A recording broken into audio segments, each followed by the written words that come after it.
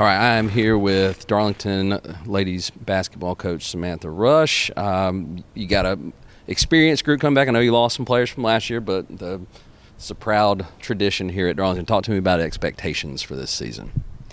Well, I mean, our expectations kind of just carry over in the sense of from last season and the season before. We're going to get out there. We're going to work hard. We're going to kind of bring it every day. We talk every day about being where your feet are, being focused, focus on our principles. That's working hard, playing hard defense, listening, being coachable. Those are our expectations every day, and we always tell them, hey, if you cover these, we're going to be just fine. Let's talk about off-season training. I know that with players involved in other sports, you don't get your whole team together, and that June's an important month. So talk about that, and what the kids have been doing to get ready for the season. So in June, we hit it really hard. We come in, we're practicing daily. We're in the weight room, going to team camp, setting up play dates. We worked really hard for the month of June. And then, of course, you go dead week, and then everybody starts their fall sports. And most of the girls either play softball or volleyball, cross country.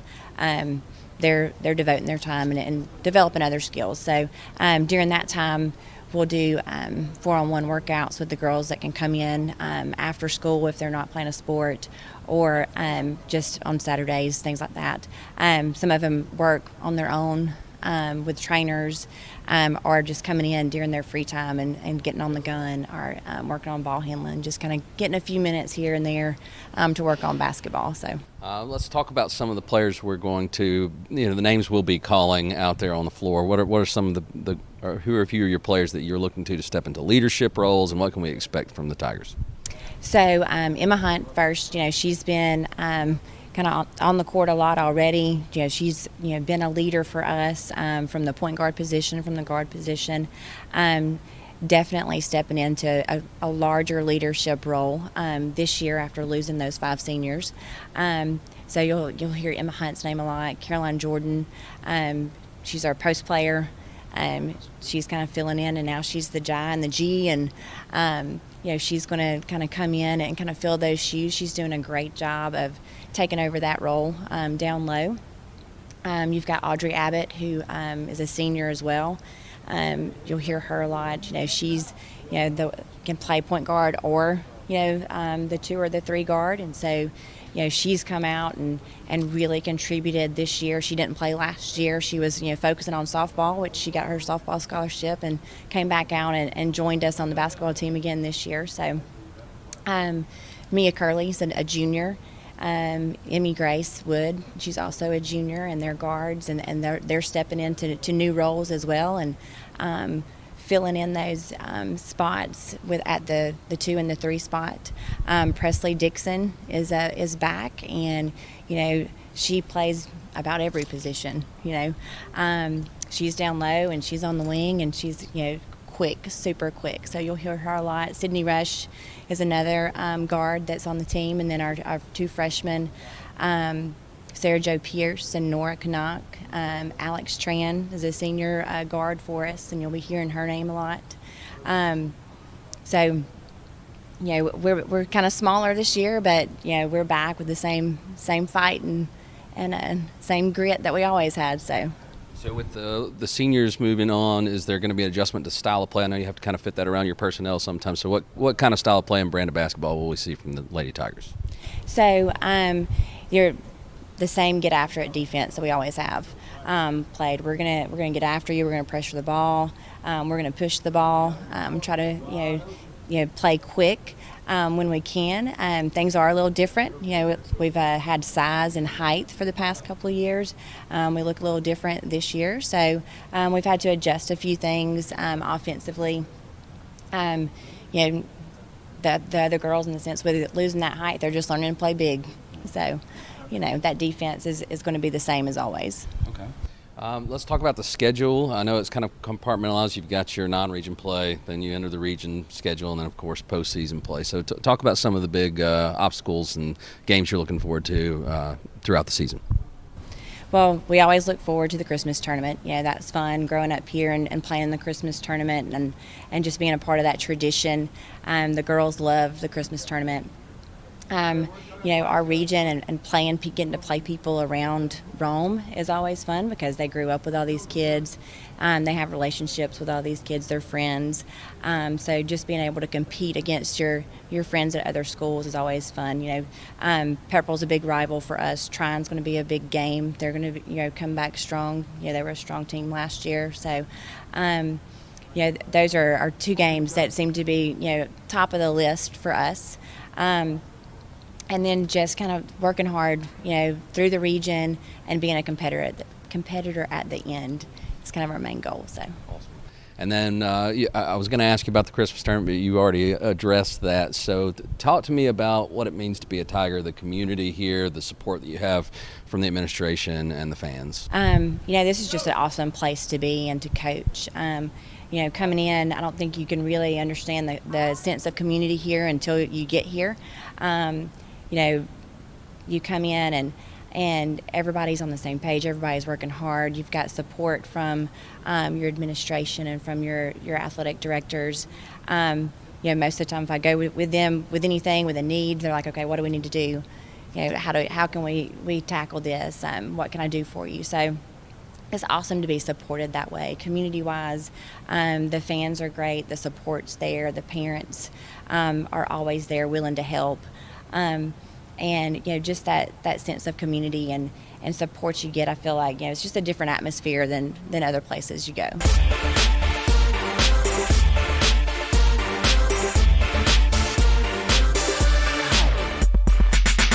I am here with Darlington boys head basketball coach Nathan West, and we are going to talk about the upcoming season and the Christmas tournament. Coach, you're coming off of another successful season. You got some veteran players back, some new faces. Talk about expectations for the Tigers this season. No, I think the expectation of us is just obviously continue to be a better version of ourselves, keep getting better every day. We do have some experience, so we got some guys that have some guys that are coming back that have to step up in some leadership roles they haven't had to do in the past. So we expect those guys to do that and kind of, get some of the younger guys that are be considered new faces up to par and up to standard of what we expect out of everybody. Awesome. Let's talk about some of the players that we're gonna hear their name called throughout the season. I know you got some veterans back and some new faces. So tell us what Tigers we can expect to see big things from this year. Well, that's always a tricky question, because you don't want to, because everybody plays a valuable role within our program. But we got, Demarion Floyd was the region player of the year last year. He's returning. He's a 4-year starter for us. You got Jack Bell, who was also first team all region for us last year, and he's returning, 2-year starter. Been playing varsity since 10th grade, and you got those two guys back. You got McKay Rush, who'll be a senior. Who's played since a freshman year for us, probably started some games as a freshman. You got Joe Womack, who will be a senior as well, who's played varsity since 10th grade. And you got a guy, a couple guys that'll come in, that haven't played for us yet, that will step up and play a vital role. You got Trustin Mercer, Will Land off the bench, but bring a lot of energy. DJ Hall is a freshman we have who's a varsity player. And Grant Hutton, who's also another senior who probably play the 4 or 5 position for us this year. Well, let's talk about off-season training. Obviously, at the high school level, you have to work around players who are playing other sports, football being a big one there. Talk about how the players have been getting ready and how you build team chemistry when you can't have your whole team together at one time until basically the season starts. Yeah. No, that's always kind of the thing at a smaller school. I think it's very important for the fall. For our preseason, we'll just start. Obviously we're wide open in the summer, June, July. And so that's kind of a time where we're all together, football, basketball, cross country, whoever we have. When fall school starts here, we're, 6 weeks out from first official practice date, we're conditioning. The guys lift 4 days a week regardless of preseason or not. It's just in season, out of season, we're, minimum 4 days a week. And so, but trying to keep the same camaraderie between everybody is tricky. But what we try to do is let those guys that are playing a fall sport know that we're going to support them in that sport. And so we've had a couple cookouts this year before football games. We've worked a cross country event and to let those guys know when they come to the sideline, they see us there. And our locker rooms are actually conjoining, so we share and we see each other every day. And so, now that the seasons are over and we're back, kind of the same thing. I don't know what, I don't know if it's old school or whatever with it, but I like to just have cookouts and, build some team some more camaraderie. I don't think you can ever hang out enough. And I always preach to these guys, they're not going to get these days back, and to value every opportunity they have to hang out with each other, and we try to take advantage of that as much as we can. All right, let's talk style of play. What brand of basketball are we going to see from the Tigers this season? I always tell guys, we're 94 feet for 32 minutes. We like to press the entire game in some capacity. We want to play extremely fast. We really want to spread the ball out. We're typically a 5-out, dribble drive, driving space offensive team. In practice, we'll put 12 seconds on the shot clock, and that would be our shot clock. We want to try to score, That means we want the ball moving. We want guys moving without the ball. We want to be attacking at all times, So we try to play a fun, fast, up-tempo style. It also allows for a lot of guys to play, So we're not, you're not going to come out and see 6 guys play. You're going to see 9, 10 guys are going to play our bench, and I think that, that is what creates a good, culture here with our basketball program. It helps practices be ultra competitive. We start multiple different lineups throughout the year, and that's all based off, practice production. So that's kind of what you'll see here at Darlington. Excellent. Let's talk about the schedule and how that lays out, and specifically we'll start with the Christmas tournament. What a great tradition that is here in Rome, and you've won the gold ball 2 years in a row. Not trying to throw the rat poison out there, but you're going for a three-peat. So talk about what the Christmas tournament means to you as a coach, what it means to the players, and what it means to have hoisted the gold ball 2 years in a row. Yeah, no, I think it's a great tournament just in regards you get to play all the local teams that you may not be able to play in the regular season. Kind of bragging rights, I guess you could say, when some of these guys are different than when we probably grew up, where they have friends on other teams versus we were more or less almost enemies, But it's that good, fun banner in town, and it kind of brings out, all the games are really competitive, regardless of what each team has that year, just for the fact of who you're playing. And I think that that brings a lot of fun to the community too. Playing against the team on the other side, but that is rat poison. 2 years in a row, but we try not to talk about stuff like that. But anyway, our guys are always excited to play in it.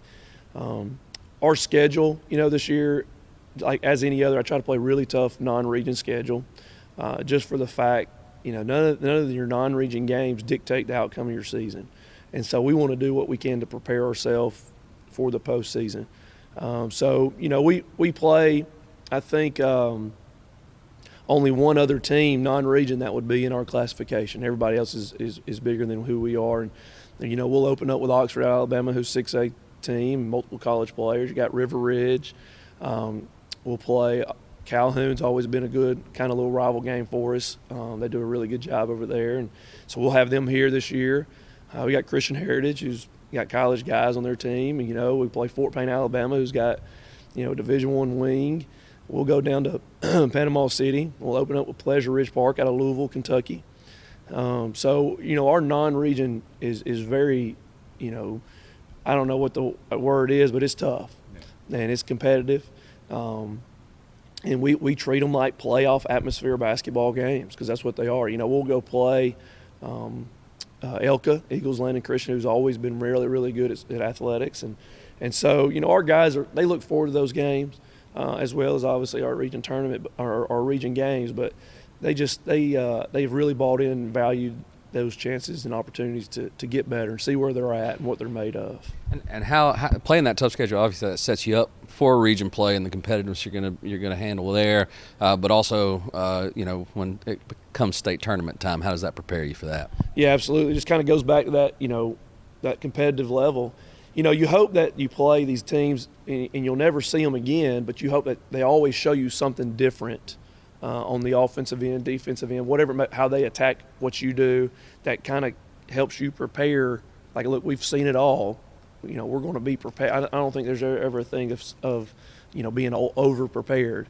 And so that's kind of what it's done for us in the past. You know, you don't ever know how that ball is going to bounce in the postseason, but you do know that you have played against quality competition. You're going to have to go guard. Our defense always say defense travels when offense stays at the house. You know, so so that's just kind of that preparation here for the postseason. Talk to me about the Darlington community, the support you have here from the fans, the administration, what it means to be a Tiger and a part of this Darlington athletic community. Yeah, no, Darlington is a community, you know, and I'm obviously not from Rome or from Darlington. I've been here 5 years, and my family, they have taken us in like, you know, anybody else, and we have embraced the Darlington traditions, and you know, they say when you get here, you know, everybody bleeds purple. That's a true thing. You know, I really believe that.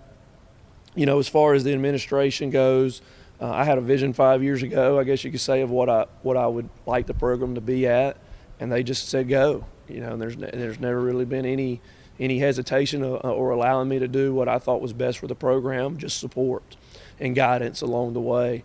So that's big when you talk about you're going to go build a program or continue traditions at a school such as Darlington. I just happened to schedule this interview with you on the day you're unveiling brand new locker room. So talk about what that means to you as a coach, the players, and how that kind of came to fruition. Yeah, no, you know, our facility here is 25 years old. And so 25 years ago, the locker room that was built was probably like state of the line. Well, now, you know, teams grow, you know, there's more sports offered, so our space was kind of, you know, compacted. And I've always been big on, you know, the locker room. You win in the locker room, you know, and that camaraderie you build in the locker room, you're going to remember those days more than some wins and losses probably. And so we've done some things throughout the years to make it a better space, but I still wanted it to be a space like after school, we're going to eat a pregame meal and like go hang out in the locker room, you know. So you know, we got with the right people, I guess, and everybody kind of shared that same vision. And so, and that's kind of what we've done now with our space. You know, it's more or less a lounge in there, and guys have, you know, they got 2 TVs in there with video games and music, and they got couches, and they can lounge, and they can, you know, they just hang out, and they can be a team, and they don't have to, you know, and on the parents' side of things, they don't have to get in their car and drive home. And there's no, you know, I'm gonna go with no clique issues. Things going on, you know, it's just everybody's together all the time, hanging out together. And I think, you know, the guys don't understand, but I think we'll be better in basketball by having a space like that, just because of you're that camaraderie you've built and that trust you're building with each other every day.